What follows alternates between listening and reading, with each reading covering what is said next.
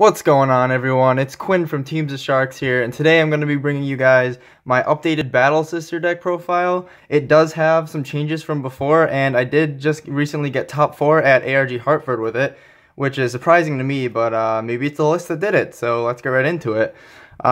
First, we're going to start with the grade 3s. We have 4 Florentine again. This is no doubt the best and only useful grade 3 in my opinion that Battle Sisters have. You want to be riding this every time. And I upped the amount of grade 3s to 6. I added 2, I'm not sure how you pronounce this, mill fuel. It's the one I found most useful besides this other grade 3, just because it had a skill that happened when you rode it on the Vanguard. If that happens, that's probably worst case scenario, and it's just so that you can stride for Ichikashima anyways. So yeah, upped them to 6. It's been useful so far. I ended up drawing a lot actually. I'm going to move straight to the grade 2s. We have 4 of this new card. She's amazing in the early game. Basically, since 1, I couldn't afford Cocottes, and 2, I didn't think they were necessary, I switched to this card. She's really good in the early game, and really good in the late game. She gets Oracle +1 for each card in your hand at GB2, and when she hits a Vanguard, you can Counterblast 1 and Soul Blast 1 to look at the top 2, 1 to your hand and 1 to the bottom of the deck. This card was extremely useful. I got all the pieces that I needed. Like if I was missing a grade 3 or a stride fodder, I got it off of this, and I wouldn't cut this down at all on the deck. Even though it's not a Battle Sister, it still does so well. My second favorite grade 2 in the deck, we're going to have 4 Sable still. This card is also amazing. Even though I run less Battle Sisters than before, she's still great for the extra draw early game if you can pull it off, or even late game just to stabilize yourself and get more rear guards to call.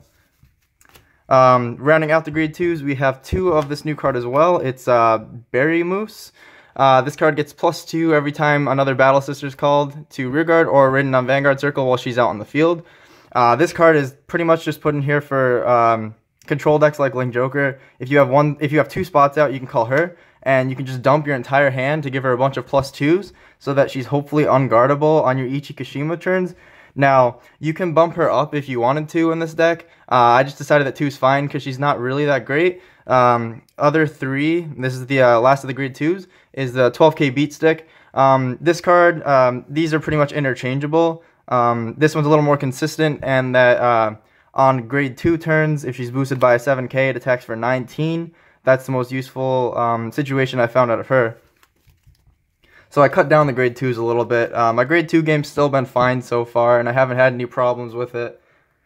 Moving on to the grade 1s, I have 4 Battle Sister Stride Fodder, which you just need to have this anyways, especially if you draw the bad grade 3 now and you want the right one. It's okay. And I run another Stride Fodder, just this normal one. 1 because it's SP, and 2 because most of the grade 1s don't do anything in this deck, and an extra chance to stride is better than just having a beat stick in my opinion. I never actually call this out on the field anyways, so like if I have both of these in my hands, I'll ditch this one first so that I still have Battle Sister rearguard if I need one. So 5 stride fodders there. Then we have 3 Rusk. I bumped it up from 2, I believe.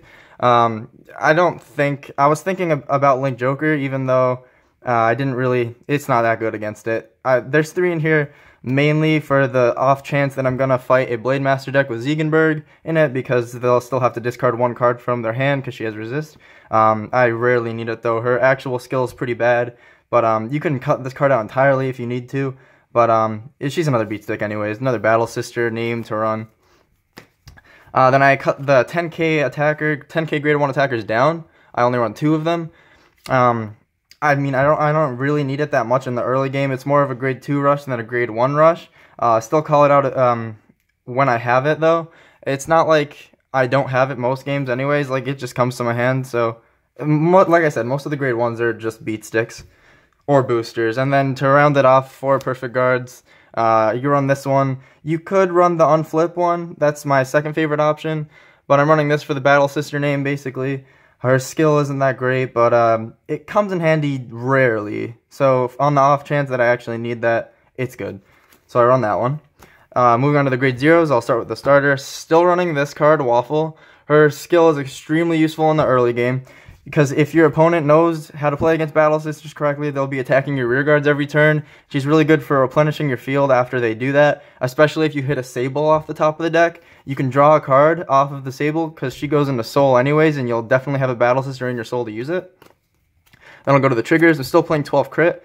4 Muffin, because she's fantastic. Pretty much your only counter charge that you'll need. Then 4 Psychic Bird. This is better than a crit with no skill, I guess, just because it lets you cycle through your deck faster.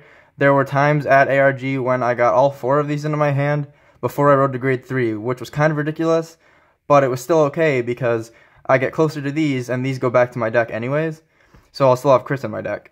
Then I run 4 Ginger because the Battle Sister name and she's a shiny crit. Doesn't matter that much though. Then running off 4 heals, the Battle Sister heal.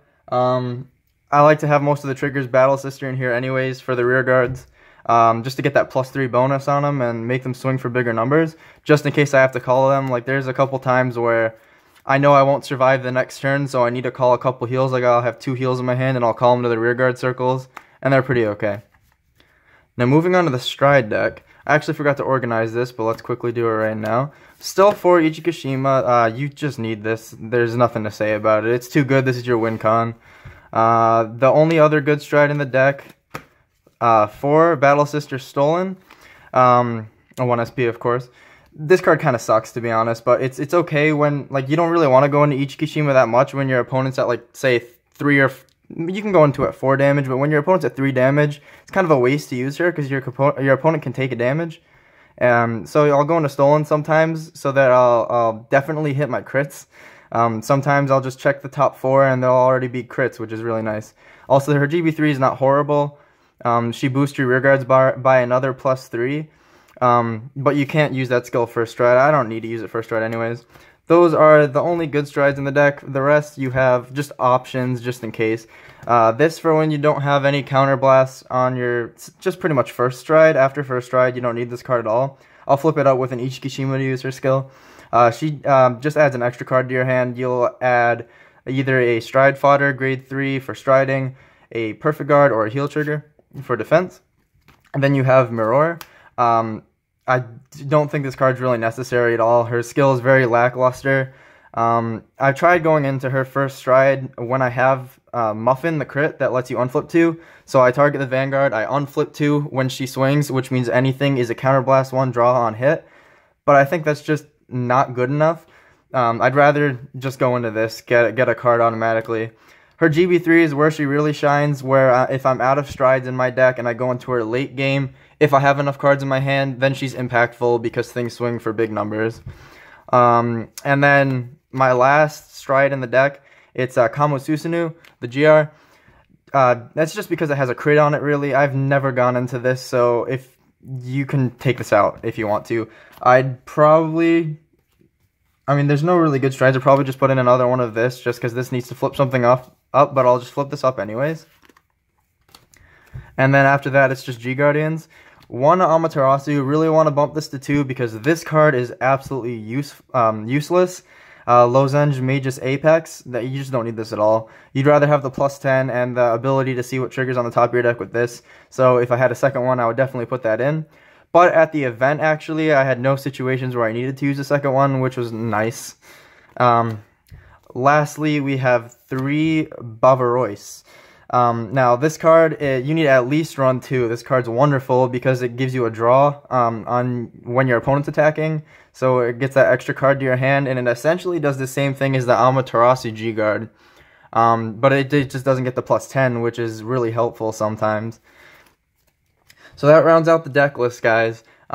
It's doing pretty well for me. I like it better than my first build, especially with the new grade 2 lineup. It did well at the ARG Hartford, which I mentioned earlier. I got 4th place, so I got top 8, which is nice. Got this nice mat with it.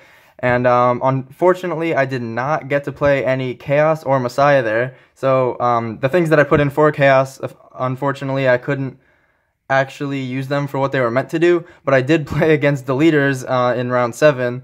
But those games weren't really too good anyways, so kind of one-sided. I had a good time at the event where we recorded some footage, and hopefully we're going to be putting up a vlog within the next week or so. Yeah, so if you guys liked the video, be sure to leave a like, subscribe, because we're going to have more content. All of our friends building Link Joker decks, we're going to have some matches with those. And yeah, comment what you want to see next. Thanks, guys.